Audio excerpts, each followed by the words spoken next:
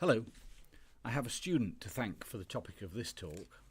She was researching the consequences of obesity in childhood and found some evidence that obese adults earn less money than their normal weight counterparts.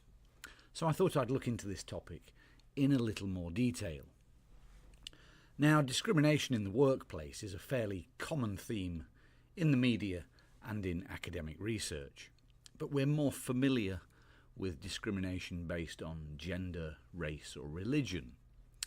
There is a lot of evidence, for example, that women earn less than men for doing the same job.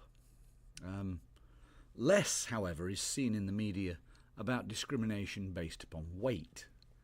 But it is a topic which has received some attention in academic research, particularly within psychology and human resources. Two quite prominent writers on this topic have been Mark Rowling from Western Michigan University and Enrica Ruggs at the University of North Carolina, both of those in the USA. So what I'd like to do here is firstly look at how researchers study discrimination against overweight or obese people, the methodology behind the research. Then I'll describe the broad findings and finally show what that means in real life for people who are overweight or obese. So methodology then first. Firstly, studies are often carried out in laboratory settings. This is where participants are asked to look at some information about an employee or group of employees and make a judgment based on what they read or see. For example, who should be promoted to a higher level position. In order to check for discrimination, the researcher will manipulate the weight of the candidates either through written or verbal information or through pictures or videos. So, for example, the participant in the research might read or hear that Phil is 1 meter 68 tall and weighs 98 kilograms. Or the participant might see a picture or video of this person. Obviously, a resume and work history is given as well. So, for example, from 8 candidates for the promotion, 4 may be overweight or obese, and 4 may be of normal weight. The first participant will be asked to select 2 or 3 suitable candidates for shortlisting.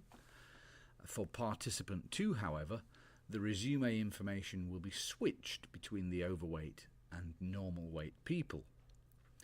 Now, with enough participants selecting candidates for shortlisting, the researcher can start to see trends in how the participants make their choices. The second type of research is known as field studies, and this is less common in this particular topic, but mainly involves surveys asking respondents to report their weight and their wages. The results are then analysed to see if patterns emerge, which brings me to the results or findings of these studies. Mark Rowling in 1999 provides a summary of 33 studies which consistently showed that overweight employees were discriminated against at all stages of the employment cycle, right from recruitment through to disciplinary procedures and indeed leaving the company. In addition to being evaluated more negatively as subordinates, overweight individuals were also rated less desirable as co-workers and as bosses. Overweight people were evaluated more negatively on the following points, and this is quite a long list. They were seen to have less self-discipline or self-control. They were lazy, with poor work habits. They were less competent in their jobs. They were untidy, with perhaps poor hygiene. They were more likely to have negative personality traits, so for example being greedy.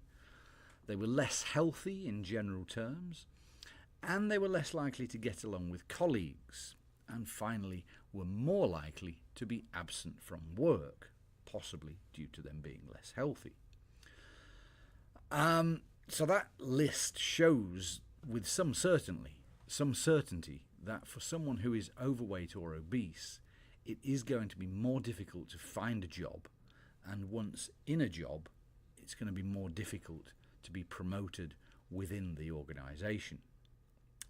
And this problem is exacerbated if you're a woman. Research suggests that women who are overweight stand to earn about £1,500 less per year than a thinner woman of the same height. So that's the first and possibly most serious consequence, less earning potential. One of the other problems for overweight or obese people is that they are not legally protected, like, say, a disabled person or a person from an ethnic minority is legally protected. For this reason, it's very difficult for an overweight person to claim that they have been overlooked for a promotion or rejected from a job application because of their size. They can't take that claim to court. And this leads us to the final point, which is that overweight people are likely to find that they are on the receiving end of jokes and comments about their size and weight.